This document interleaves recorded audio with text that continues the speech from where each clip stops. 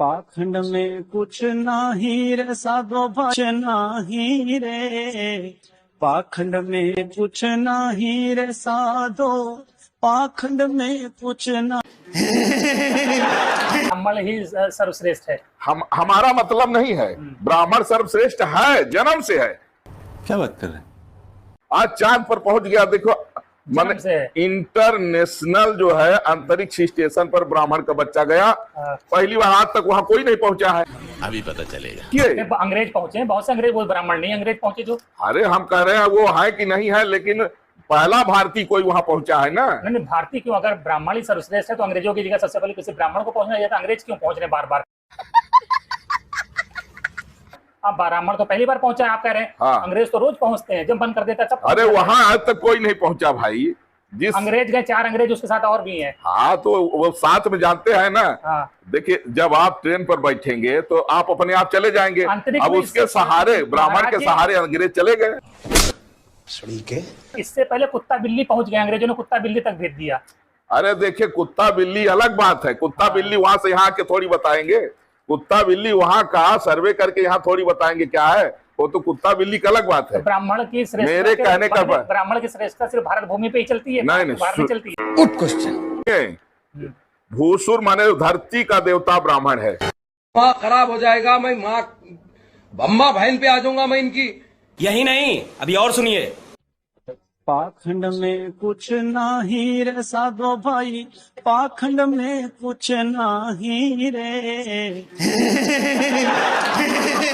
पाखंड में कुछ नाही रे साधो, पाखंड में कुछ नाही।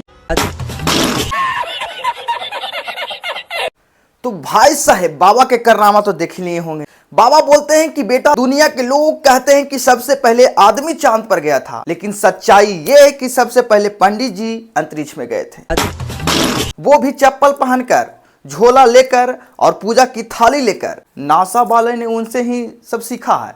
क्या बात कर रहे हैं? और जो अनभक्त रहते हैं वो बोलते हैं, अरे बाबा तो बड़े ज्ञानी हैं आप, पंडित जी ही स्पेसमैन थे। और अनभक्त को विश्वास भी हो जाता है।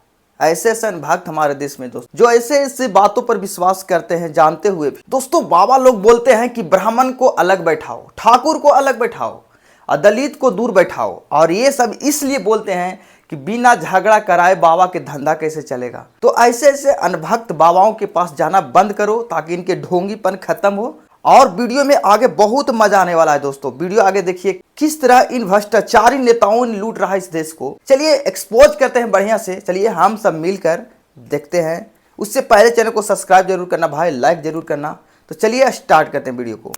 कौन मौलाना हैदराबाद से बोलता है, कौन कहां से बोलता है, इसमें बहुत चिंता मत करिए। अच्छा, क्योंकि बकरे की अम्मा कब तक खैर मनाएगी, आप देखते रहिए बस। अच्छा टखलो यहाँ पर भी। लेकिन एक बात याद रखना टखलो, भाषण के बाद कटकट गेट में आके नान खलिया खा के जरूर जाना मेरे भाई। सर मुझे बोले डोंट बी बाबा निकल गया। मोदी जी तो दावा कर रहे हैं कि हम सबको 5 किलो राशन देते हैं। लास्ट का भाई रंडुआ का एहसास कराने की आवश्यकता है। अच्छा जी। कौन मौलाना हैदराबाद से बोलता है, कौन कहां से बोलता है, इसमें बहुत चिंता मत करिए। क्योंकि बकरे की अम्मा कब तक खैर मनाएगी, आप देखते रहिए बस। बहुत दिन चलेगा नहीं ये। उन सबको मालूम है कि आने वाला समय और आने वाला दिशा क्या होने जा रही है। यह हिंदुत्व की सदी है, और हिंदुत्व की सदी केवल भारत की नहीं, दुनिया की सदी होगी। पूरी दुनिया के अंदर हिंदुत्व का झंडा एक बार पुनः मजबूती के साथ भगवा झंडा दुनिया के अंदर कोने कोने में लहराएगा। उसके अनुसार एक बार पुरुषार्थ किए जाने की आवश्यकता है। हिंदू कभी निराशावादी नहीं हो सकता है। अच्छा, कभी नहीं।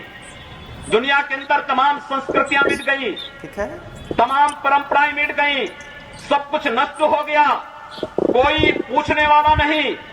इतिहास में नाम शेष हो गए। लेकिन इतनी विपत्तियों के बावजूद, हजारों हमलों को झेलने के बावजूद तमाम षड्यंत्रों के बावजूद अंदर और बाहर दोनों से हमलों को जूझते हुए भी अगर सनातन हिंदू धर्म मजबूती के साथ खड़ा है। मैंने कहा कौन आने वाला है, तो बोले योगी आने वाला है। मैं बोला अच्छा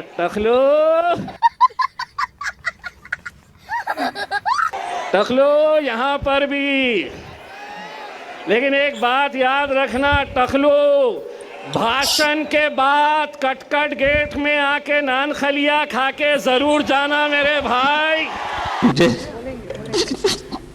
बोले don't be tell it go on. बहुत मजा आएगा। अजीत पवार, शरद पवार, उद्धव ठाकरे, नाना पटोले, पूरे के पूरे आ जाओ, इतने जमा करके दिखाओ। एक सवाल जिसपे बहुत सारे के सारे 75 जिलों के नौजवानों ने घेर के रखा लल्लन टॉप को सोशल मीडिया पर भी, वो है रोजगार। ये फंस गया स्कीम, इसे पार्टी की मीटिंग समझ के फंस गया। योगी आदित्यनाथ सरकार कहती है कोई भाई भतीजावाद नहीं, कोई भ्रष्टाचार नहीं, 4.5 लाख लोगों को नियुक्ति पत्र बोला था ना मालिक। नौजवान कहते हैं कि सरकार ने सुपर टेट का एग्जाम नहीं करवाया, देखिए पेपर लीक हो जाते हैं, 8-8, 10-10 बार ऐसे मामले हुए।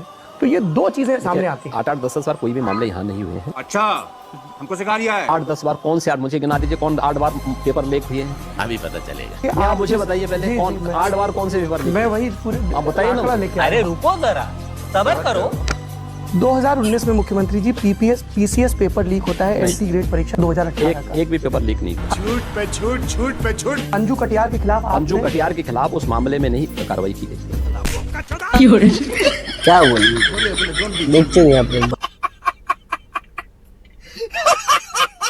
व्यवस्था कुप्रबंधन। कुप्रबंधन का मामला था, कुप्रबंधन में हमने कार्रवाई की थी जी, और जेल भेजा था हमने जेल भेजा था बिल्कुल।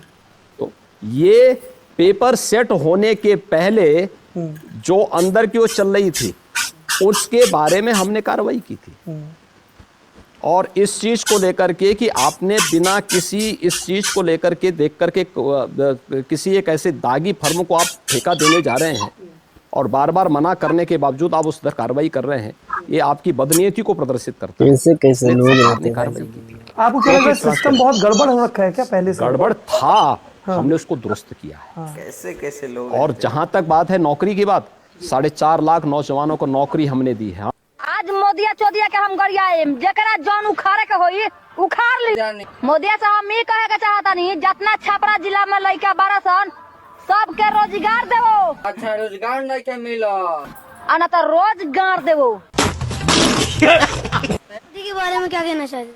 मोती के बारे में मैं यही कहना चाहती हूँ, मोती को लेने से अच्छा नहीं होता है।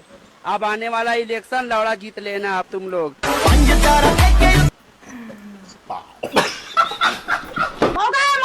मोदी जी क्या बोल रही हैं? मौका अपना बीवी जिससे नहीं संभालेगा जी महाराज। झूठ के पुलिंदा मांग रहे हैं।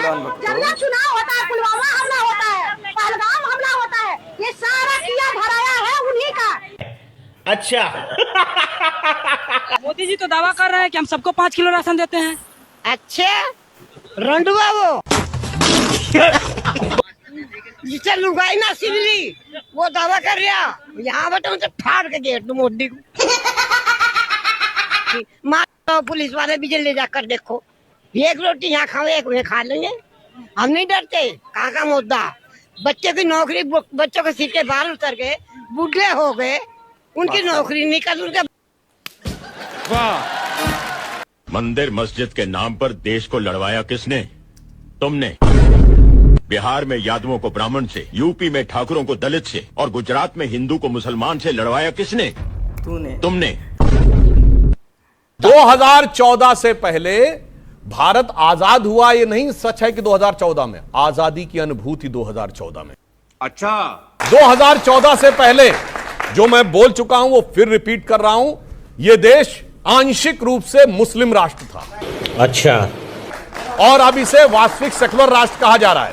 आपकी औकात बता रहा हूं सर, बुरा नहीं मानना सर। सुधांशु जी ने कहा कि 2014 में आजादी का एहसास हुआ, क्यों हुआ उसका कारण खोजिए। अभी मजा आएगा ना भिड़ो। जब देश की आजादी की लड़ाई चल रही थी, इनकी पार्टी का नाम है भारतीय जनता पार्टी। भारतीय जनता पार्टी की मां है जनसंघ, जनसंघ की मां है हिंदू महासभा और आरएसएस। हिंदू महासभा और आरएसएस से इनकी पार्टी का जन्म हुआ है। जब देश की आजादी की लड़ाई चल रही थी तो हिंदू महासभा और आरएसएस अंग्रेजों के साथ थी, आजादी की लड़ाई में शामिल नहीं थी। इसलिए जब देश आजाद हुआ तो देश की जनता ने इन्हें नकार दिया। इनकी कहीं एक सीट आती थी, कभी दो आती थी। कृपया बोलने दें, कृपया बोलने दें। और 1990 में जाके नकार रखा था आपको, आपकी पार्टी को कोई गंभीरता से नहीं ले सकता था, क्योंकि ये अंग्रेजों की मुखबिरी करते थे, स्वतंत्रता सेनानियों के खिलाफ कोर्ट में गवाही दिलवा के उन्हें सजा करवाते थे। जब भारत का संविधान लागू हुआ इन्होंने उसका विरोध किया, जब तिरंगा झंडा फहराया गया इन्होंने उसका विरोध किया। आरएसएस के मुख्यालय पर 2002 तक तिरंगा झंडा नहीं फहराया गया। 2001 में 2 नौजवानों ने जाकर तिरंगा लगा दिया तो आरएसएस ने उनके खिलाफ मुकदमा लिखवाया, जेल भिजवाया उन्हें। भाटी जी, अब क्योंकि लास्ट बोल रहा हूं, जी कृपया, जब 1990 में इन्होंने हिंदू मुसलमान करके, मस्जिद पे प्रहार करके, मंदिर मस्जिद करके और सरकार बना ली, 14 तक में इनकी फुल मेजोरिटी की सरकार आई है, तो इन्हें तब लगा कि अब देश आजाद हुआ है। तो भाई साहब वीडियो देखकर समझ में आ ही गया होगा, मोदी जी तो इवेंट मैनेजमेंट कंपनी के सीईओ है और योगी जी उस कंपनी के हेड ऑफ सिक्योरिटी।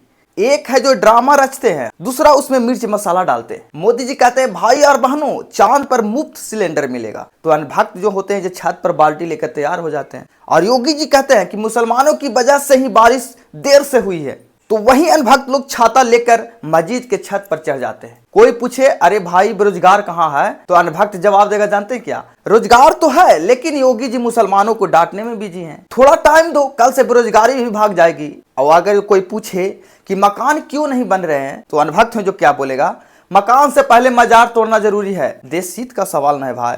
ऐसे अनभक्त हमारे देश में है जो तरक्की कभी नहीं करने देगा, हिंदू मुस्लिम करके लड़ाइयां करवाते रहते हैं। गाँव में सड़क टूट पड़ी है, लोग शिकायत करने गए तो योगी जी के अनभक्त बोलते हैं क्या, सड़क से ज्यादा जरूरी है कि हर गली में जय श्री राम का बोर्ड लगे, सड़क खुद बन जाएगी, राम जी आएंगे तो। टीवी पर देखो मोदी जी का एंट्री सलमान खान जैसी और योगी जी का स्टाइल विलेन जैसा होता है, डायलॉग कम नहीं होता, धमकी ज्यादा। मोदी जी बोलते हैं कि गरीबों को ड्रोन से सिलेंडर मिलेगा और योगी जी कहते हैं कि मुसलमान अगर शरारत करेंगे तो उनको मुफ्त में जेल की चरपाई मिलेगी।